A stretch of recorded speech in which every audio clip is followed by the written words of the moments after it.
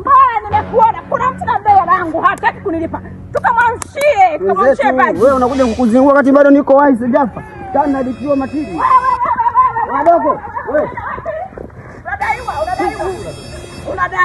Unadaiwa. Ngoja basi wewe. Sitaki story, nataka hela yangu. Sasa tunaongea tu vizuri, tunaeleweshana. Hapa hakuna kueleweshana, habari ni pesa. Naomba 10,000 yangu. Sasa hivi wewe ni mwanaume wa aina gani? Kila siku 10,000 yangu hauna. Na kipindi unakopa ulikuwa unategemea ni nani anakuja kukulipia. Unapenda kukopa, kulipa utaki. Nataka pesa yangu. Yaani leo sitaki hapa mpaka ulipe hela yangu. Nisikilize nikupange sasa. Nini?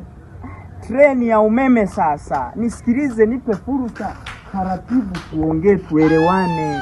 Unanipa hela yangu, unipe hela yangu. Mimi nataka hela yangu. 10,000 yangu unalipa unipe. Niachie sasa, niachie. Nipe hela yangu. Nisikilize sasa. Mimi ni mwanaume, uwezo kanishika unavyojisikia, sawa? Ati mwanaume unakaa kwenu. Mwanaume unakopa 10,000 unataka kulipa. Ngoja nikapata mbangu uone. Wanaume ambao wanategemewa na wanakaa kwao, wamejenga, wengine wamepanga, wanajua maana ya kodi. Unakaa kwenu unalipa mwanaume. Ngoja nitakuonyesha.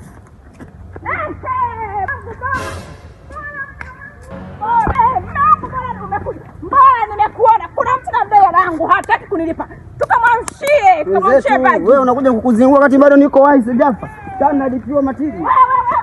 Wadogo, wewe. Unadaiwa. Ngoja basi wewe. Sikia, mama mtu anakuambia shilingi ngapi? 10,000. Waligei tena hiyo. Yaani dogo ni jai tena. Yaani unaweza kuja kumdhalilisha mama mtu, wewe pia kuja kukuangalia hapo ukamu. Yule dogo maana kaa kwao. Anakaa